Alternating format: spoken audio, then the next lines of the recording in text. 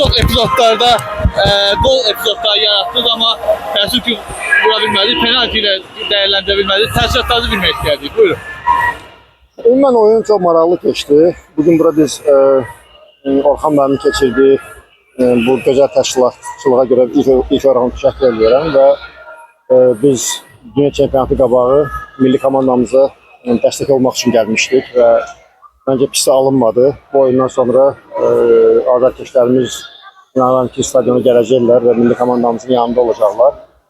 Oyuna gəldikdə qol epizodlarını dəyərləndirə bilməyimdə Qusinin əməyi çox oldu. Hansı ki, öz idman formasını qoruyub saxlayıb.